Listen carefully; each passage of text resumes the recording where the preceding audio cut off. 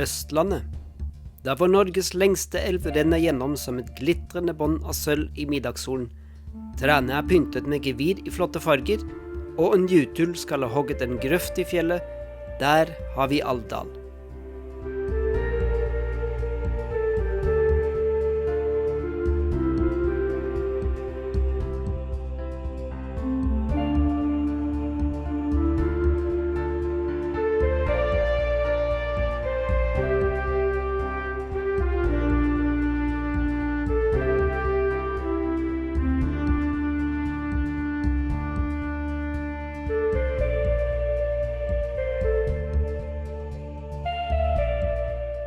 Hogget er så djupt at velter noen stein utover kommer ikke svar tilbake før halve fader vår er lest.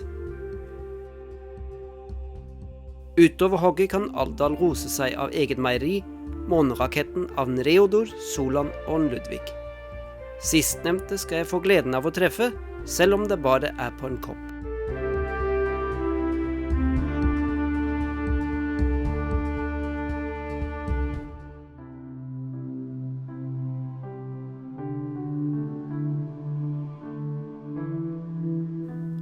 Kommer man seg ut av dalen opp i høyden, blir Alvdal på flotte vidder dekket av regnlav, og man kan føle friheten i hver minste lille del av kroppen.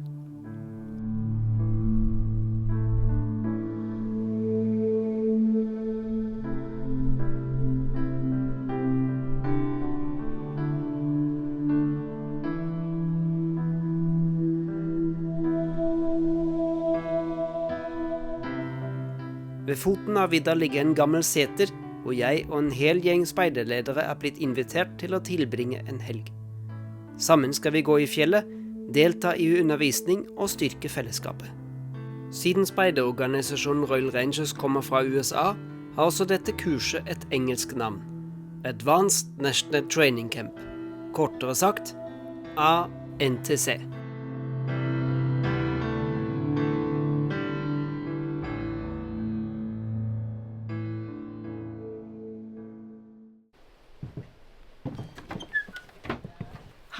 Velkommen til setra vår. Captured in 4K. Eller 8. Ta det over. Ja. Det var så mye.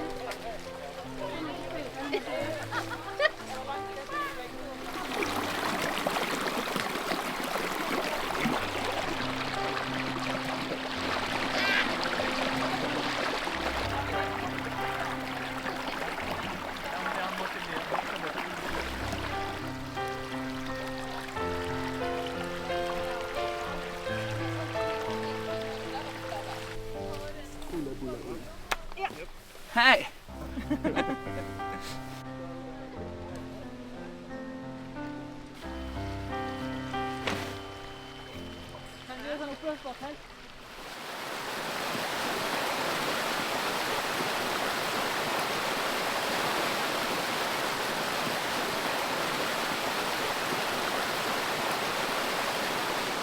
Den fine lyden skal jeg sove til.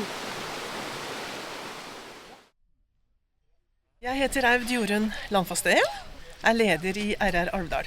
Aud Jorunn og Eivind eier setra. Eivind kan fortelle en hel del om dens 400 år lange historie. Det står 1803 over døra inni her, og da er det antagelig da huset ble satt opp som det står nå. Du ser at her har det vært et dør, og den er da flyttet hit, og så har de skjøtet på den biten der. Det skjedde antagelig 1803. Hvis du ser på nederste stokken her, så er den veldig, veldig grov. Og det var typisk sånn de bygde hus gammelt. Så ifra den første matrikkelen ifra Alvdal, så er det ifra 1665, så er seter her nevnt. Så det er et gammelt hus. Gammelt seter.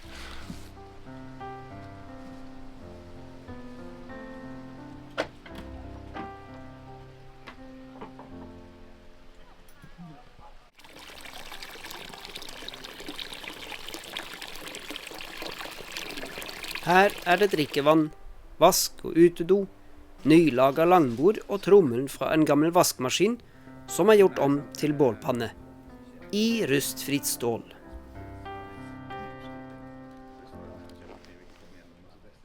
Og det har vært en glede å si ja til denne utfordringen og ha ANTC her. Med raust vertskap og flotte deltakere ligger alt til rette for at dette skal bli en fantastisk helg. Jeg gleder meg.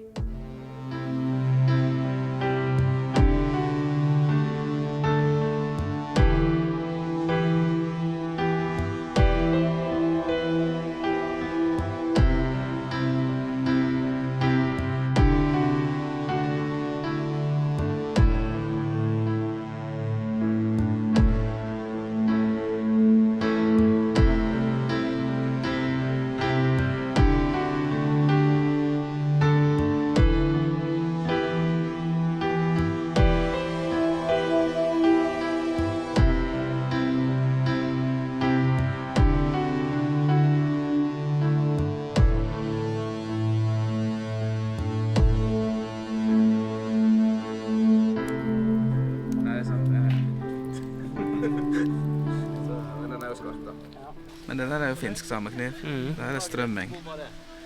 De er gode begge to. Nei, jeg hadde håndtaket løsnet en gang på denne.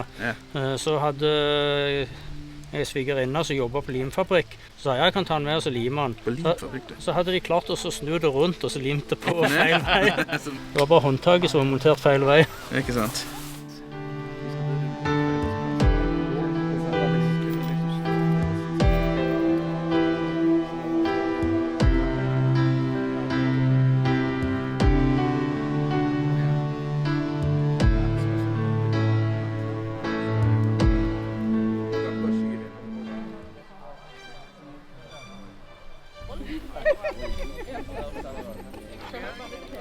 Bordet er dekket fullt av god mat. Akkurat som de 3 bukkene Bruse, dro vi til seters for å gjøre oss fete. Lokalmat. Han skulle egentlig være med. Ja, men...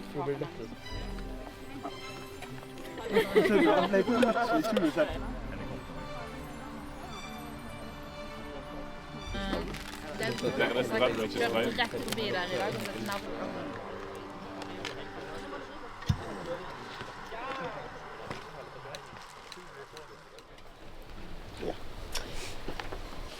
Hjertelig velkommen. Det er en stor glede. Og nå begynner jeg å grine. Eivind, nå kan du få ordet. Huskelista, for det var liksom så mye rart jeg skulle si. Men når du velger et sted, så er det veldig fint å være grunneier. Det er vi jo. Det er det ytterste huset her, det sto i hvert fall her da. Det andre huset her, det har stått lenger inn her, fra 1850 til 1912. Så 1912 er det flyttet hit. Jeg løfter mine øyne opp til fjellene. Hvor skal min hjelp komme fra? Min hjelp kommer ifra Herren, himmelens og jordens skaper. Han skal ingenlunde la din fot vakte, din vokter skal ingenlunde slumre. Se, han slumrer ikke og sover ikke, Israels vokter.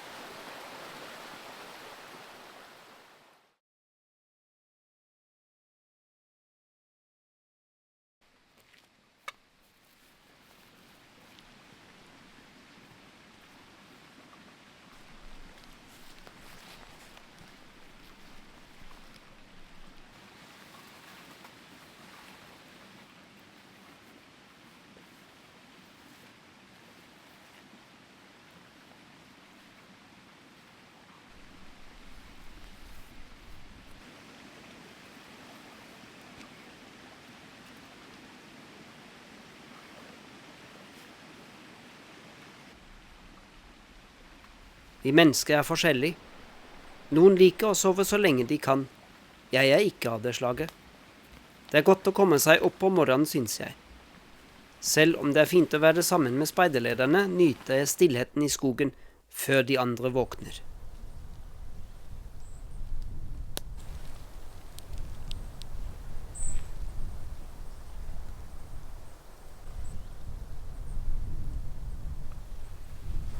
Takk, Herre, for en ny dag, nye muligheter og for ny nåde. Og takk for fantastisk vertskap på en kjempefin seter.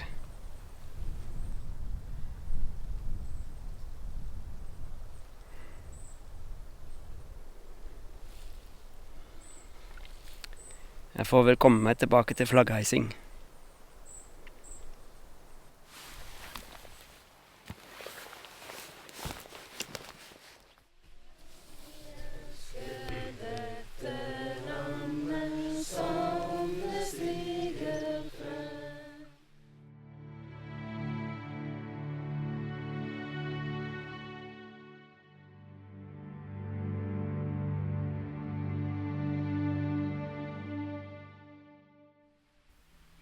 Det er flott å ha mange unge ledere blant oss.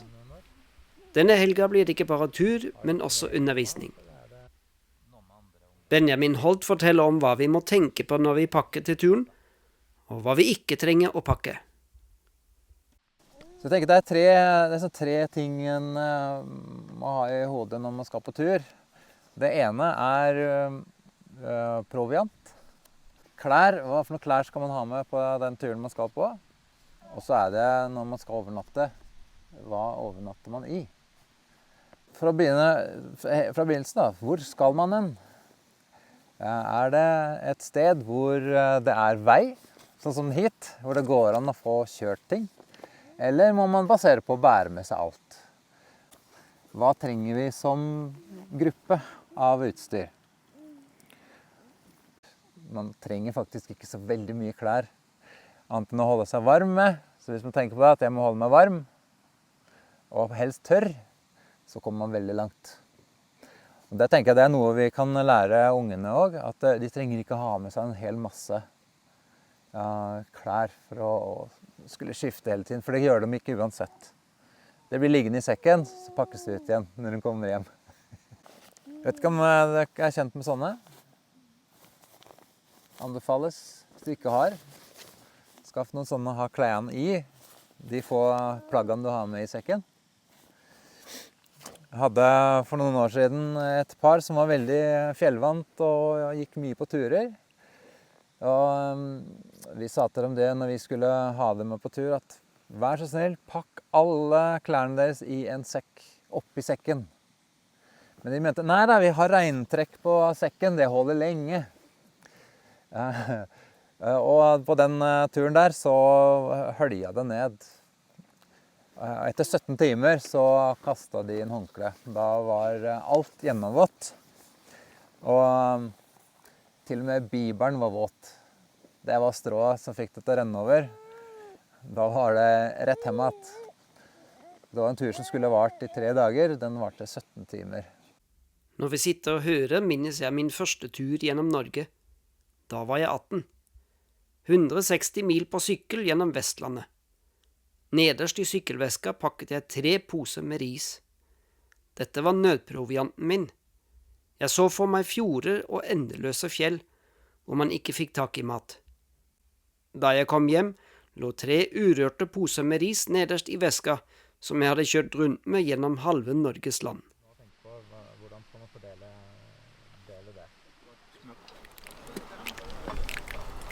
Thank you, Lord, for giving us food. Thank you, Lord, for giving us food. Thank you, Lord, for giving us food. Right where we are.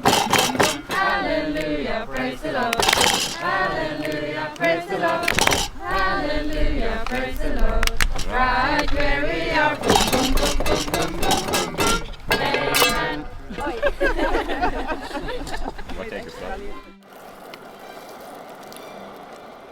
Dette lunsjbordet ser helt annerledes ut enn det jeg er vant med fra mine fjellturer.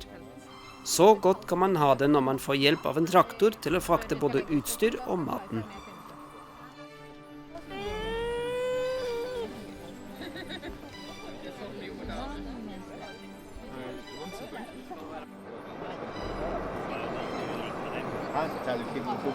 Her går det i lokale produkter.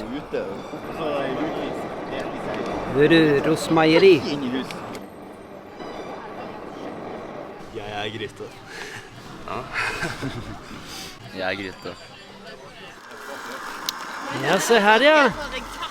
Her var Ludvig. Går den fra Alvdal til Tynset. Langs elva.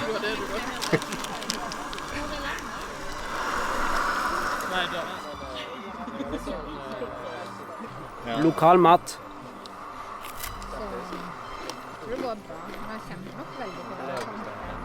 Det er det han Ludvig bruker når han går fra Alvdal til Tynset.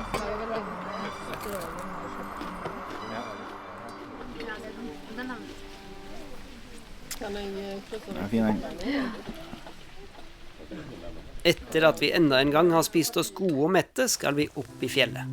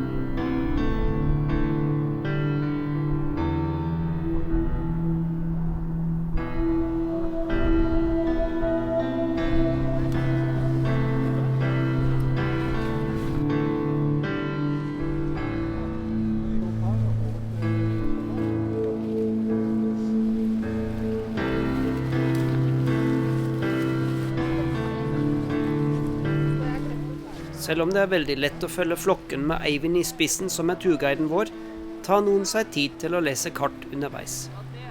Dette har vi også lært noe om da vi var på Setra på formiddagen. Å kunne litt kart og kompass. I dagens digitale verden så er det veldig fint med GPS og sånn, men plutselig er det strømtomt, eller det virker ikke. Så da grunnleggende så skal vi prøve å få med oss det. Det vi begynner med først er å orientere kartet. Og nord på kartet er bestandig oppover. Så den løse pila skal da peke parallelt da med de strekene på kartet. Da må du vri den litt sånn. Ta et kompasskurs fra Gammelsetra og til Rundhaugen, som er rett sør. Og så vrir du så streken i bånd på kompasshuset er parallelt med strekene på kartet. Mens vi sitter med kart og kompass, må jeg tenke på en opplevelse jeg hadde for noen år tilbake da jeg var på tur fra Finse til Bergen. Det lå tett tåke på fjellet.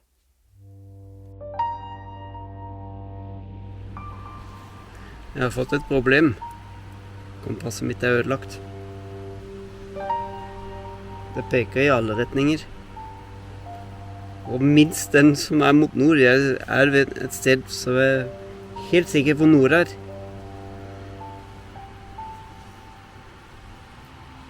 Det viser ikke den.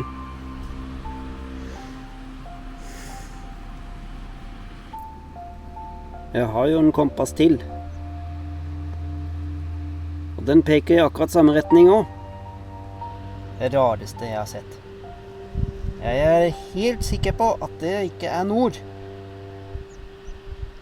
Er det noe jern i jorda her, eller et eller annet som kan forstyrre?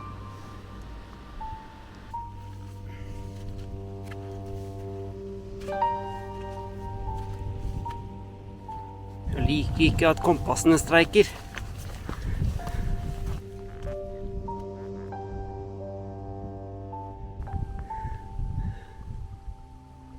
Hvilken retning nå? Nå må det hjelpe at jeg ikke går meg vill her oppe.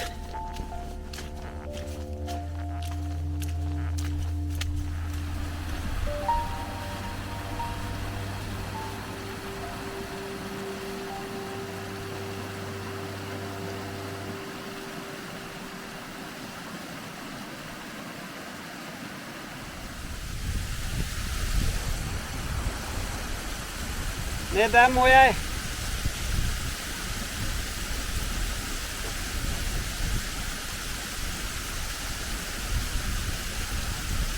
Kanskje hvis jeg ser utover kanten der, kanskje finner jeg en annen vei.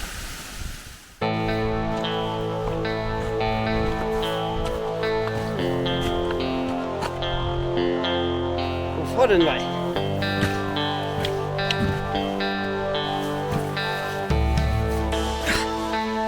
Tett inn mot fjellsida.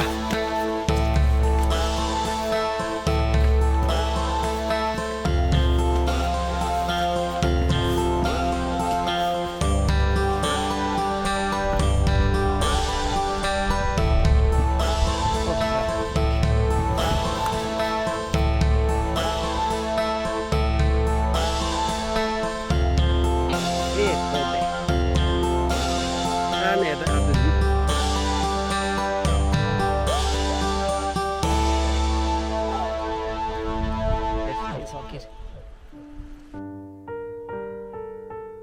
Aldri noen gang har jeg vært mer takknemlig og glad for å komme ned fra fjellet og ned i dalen igjen. Kompassene kan svikte. Desto mer viktig er det å lese godt på kartet.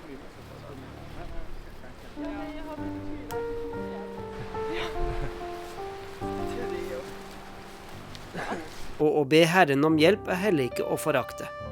Broren min, som ikke er kristen, sa en gang til meg, i nødens stund finnes ingen ateister. Da begynner selv den som ikke tror, å be.